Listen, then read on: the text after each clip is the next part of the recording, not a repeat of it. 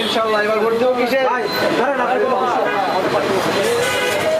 ঢাকা 17 আসনের পক্ষ থেকে আমরা গুলশান এই যে 2-এর কাঁচা বাজার এলাকা এবং গুলশান 2 চত্বরে আমরা যে ব্যবসায়ীরা আছে তাদের সঙ্গে মত বিনিময় করলাম।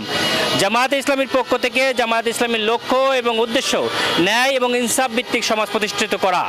আমরা মানুষের সঙ্গে কথা বলেছি এবং মানুষের সঙ্গে মত বিনিময় করেছি, স্বতঃস্ফূর্ততা দেখে আমরা অভিভূত এবং জামায়াত ইসলামীর পক্ষ থেকে আমরাও মানুষের সঙ্গে কমিটমেন্ট দিচ্ছি যে ন্যায় এবং ইনসাফ ভিত্তিক যে সমাজ প্রতিষ্ঠিত করতে হবে তার বাস্তব প্রমাণ আমাদের 2জন মন্ত্রণালয় থেকে অতীতে রেখেছে এবং ভবিষ্যতে আমরা আশা করি যে যন্ত্রণা যে অভিশাপ থেকে এই সমাজ মুক্তি পাচ্ছে না, চাঁদাবাজি, এই চাঁদাবাজ মুক্ত সমাজ ব্যবসায়ীদেরকে সম্পূর্ণরূপে চাঁদা মুক্তভাবে আমরা ব্যবসা করার সুযোগ দিব ইনশাআল্লাহ।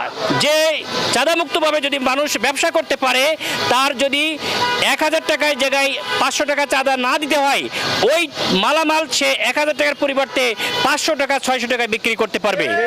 এই ক্ষেত্রে ব্যবসায়ী লাভবান হবে, ক্রেতা যারা তারাও লাভবান হবে ইনশাল্লাহ।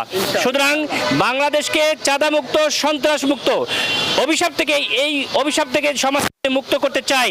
জামায়াতে ইসলামীর বিকল্প কোনো কিছু নাই।